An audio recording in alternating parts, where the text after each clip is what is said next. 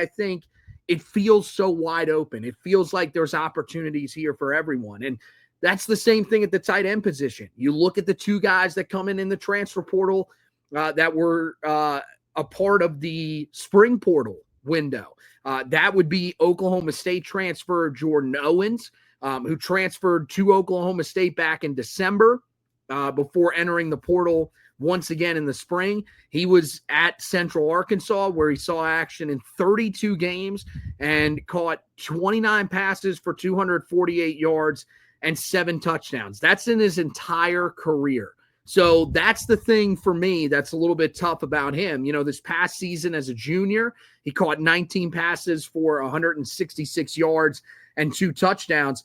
So again, there's a lot of things I think to like about him. Really the build that he brings to the table. He does have, you know, the most experience out of anybody in this room besides Jake Johnson.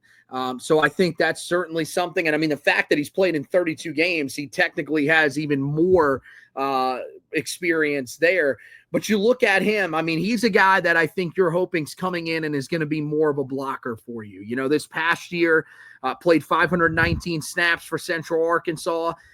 280 of them were in run blocking situations. And I mean, he graded out solidly, nothing great, but I think certainly something that you can like about what he did. He also had 84 pass block snaps and graded out incredibly well in that area. So maybe that's an area that you can utilize him as well. An extra offensive lineman in there for you at 6'6", 255 pounds.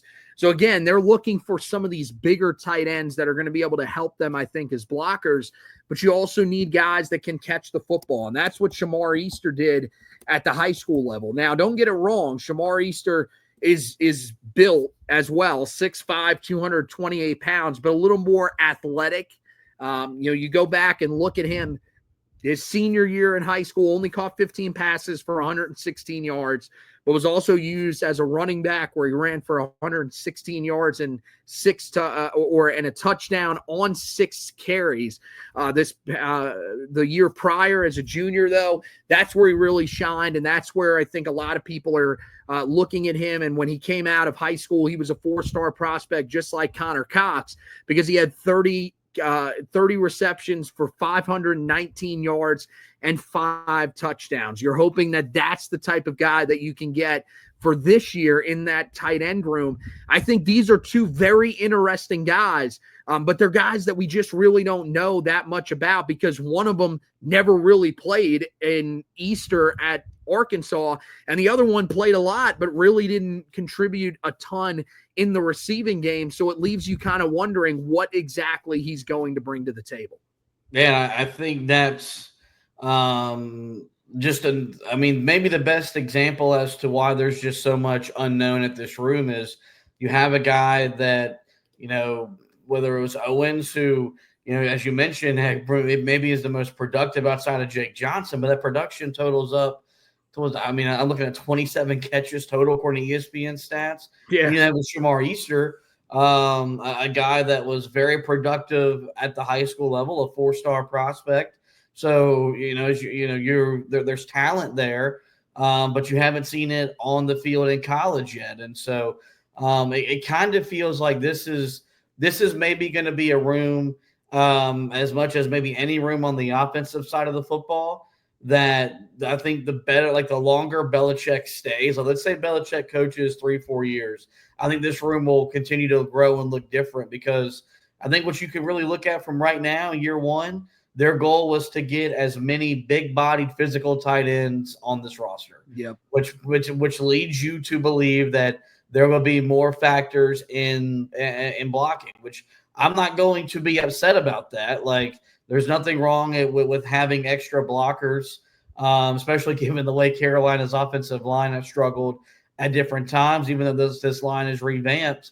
I'm not against that. It just, when you do see some of the best offenses, whether at the college or the NFL level, they do have a tight end that is a mismatch problem, and Belichick knows that as well as anybody. I don't know if that guy right now is necessarily on this roster, which makes you believe this is going to be a committee approach where they're going to maybe count on all 3 to 4 guys to produce, but it also will be a position group that I think will fluctuate.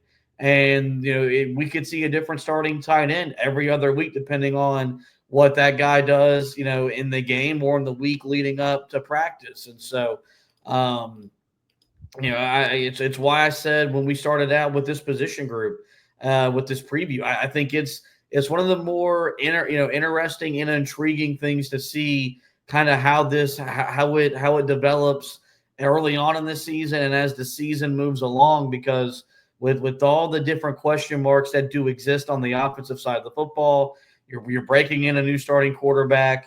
The wide receiver room is one that we believe in, but you've got to see production from there. You'd like to have known commodities in the tight end room. That's not the reality of the situation, but it does open up the door for someone to emerge. It's just really all about who's going to be that guy that emerges as the tight end week in, week out that Freddie Kitchens can count on to produce as a pass catcher or as a blocker.